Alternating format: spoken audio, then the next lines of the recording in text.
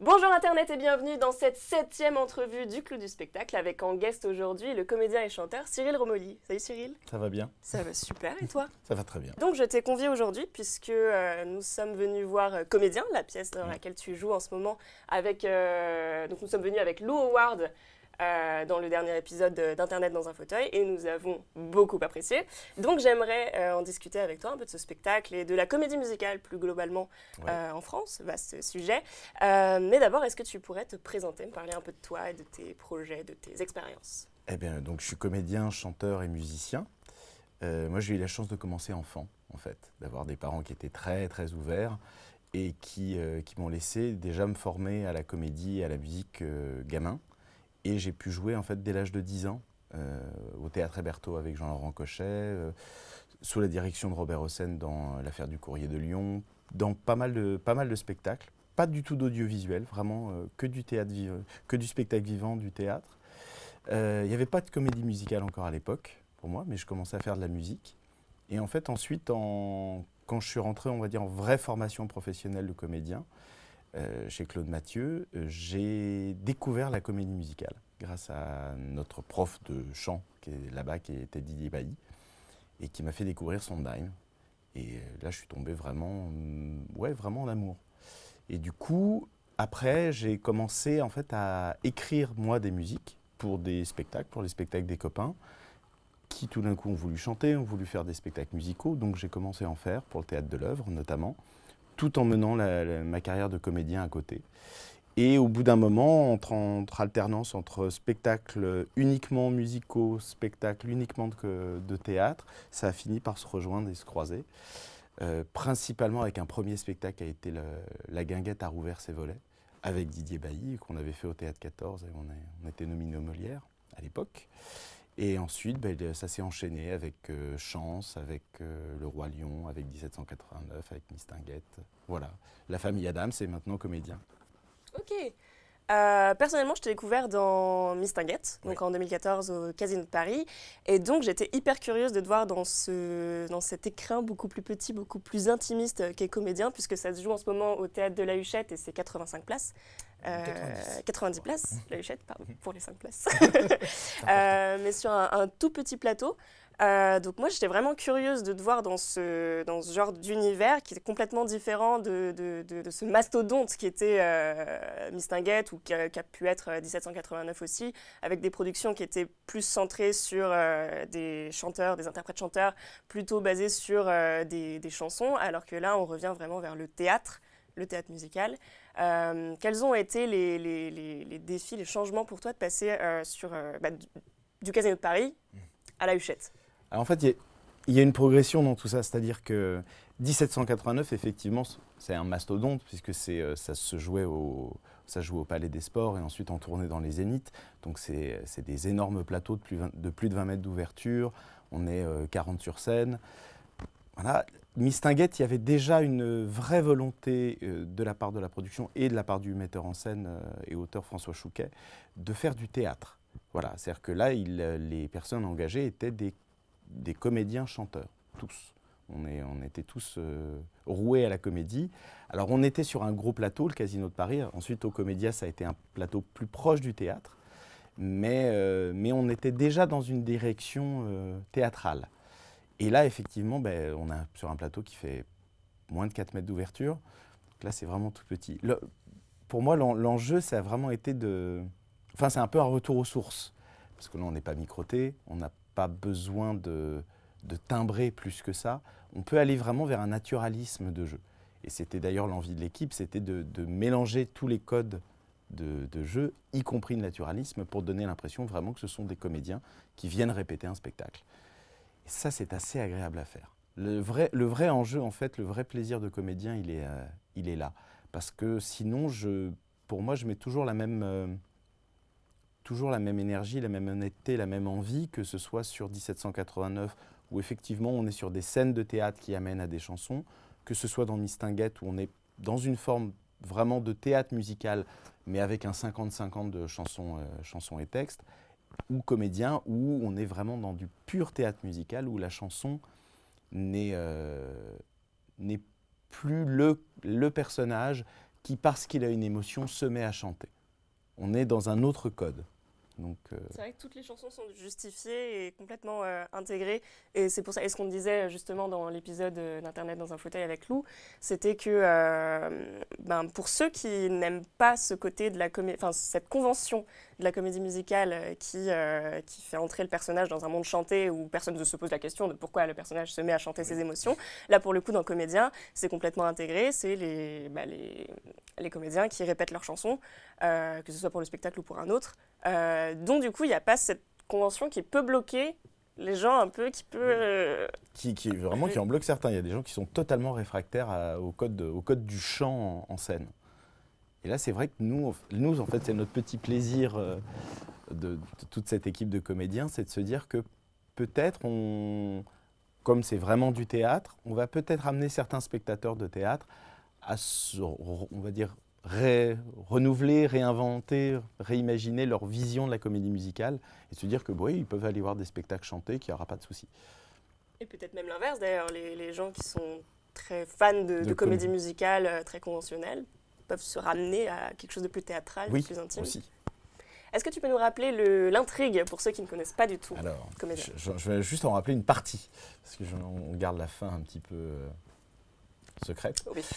Le pitch, c'est une troupe de théâtre, Pierre et Coco, qui sont basés à Lyon, qui viennent à Paris pour l'ouverture du théâtre de la Huchette, pour présenter un spectacle qu'ils tournent depuis 2 ans. Le spectacle qui devait faire l'ouverture de la Huchette n'est pas prêt, donc c'est leur spectacle qui va le faire. Sauf qu'ils ont plusieurs soucis. Le premier, c'est que leur comédien qui travaille avec eux, Lucien, s'est cassé la vinette en vélo et ne peut pas jouer. Donc Coco, ancienne du Conservatoire de Paris, appelle un de ses anciens camarades, Guy, pour le remplacer au pied levé en 4 jours.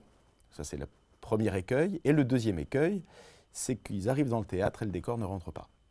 C'est que tout était prévu pour un plateau de 8 mètres, ce qu'ils ont l'habitude de faire.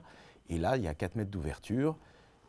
Et la toile peinte, elle ne rentre pas. La cheminée non plus. L'armoire dans laquelle l'amant doit se cacher ne rentre pas. Donc, ils vont être obligés de réinventer et de raccorder.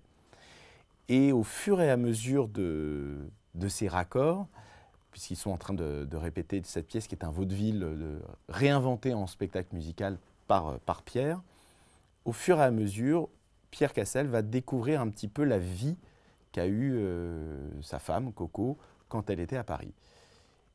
Et il y a un petit peu de jalousie qui commence à naître. Voilà. On s'arrêtera là. Donc c'est du théâtre qu'on appelle du métathéâtre, du métathéâtre musical. C'est quelque chose qui me semble, en tout cas j'ai pas d'exemple de création française musicale dans cette volonté-là de backstage musical, comme on appelle ça plutôt aux États-Unis et en Angleterre. Pourquoi est-ce qu'un tel spectacle a été créé maintenant ? Alors, je ne sais pas si l'envie de Samuel Séné, qui est le metteur en scène, a été de faire vraiment du métathéâtre. Je pense qu'il est suffisamment pointu et vicieux pour y avoir pensé. L'idée, surtout, c'était de raconter cette histoire-là. C'est-à-dire que c'est une adaptation assez libre d'un opéra qui s'appelle Paillasse, qui est le premier opéra vériste, qui est tiré d'un vrai fait divers, qui s'est passé en Italie dans une troupe de commedia dell'arte. Et il avait vraiment la volonté d'essayer de transposer le thème de cet opéra de manière un peu plus actuelle et de jouer sur tous les codes de jeu.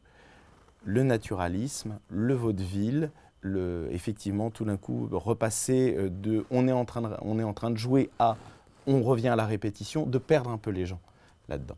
Après, ce sont des codes de jeu qui existent beaucoup au théâtre. On les a vus régulièrement dans des spectacles. Que ce soit Thé à la menthe et citron, que ce soit avant dans Silence en coulisses. Il y a eu tout un tas de spectacles de théâtre qui se sont montés là-dessus. Après, effectivement, en France, en termes de comédie musicale, ma culture n'est pas non plus totale et absolue, mais effectivement, j'ai pas d'exemple en tête de spectacle qui fonctionne comme ça à Paris.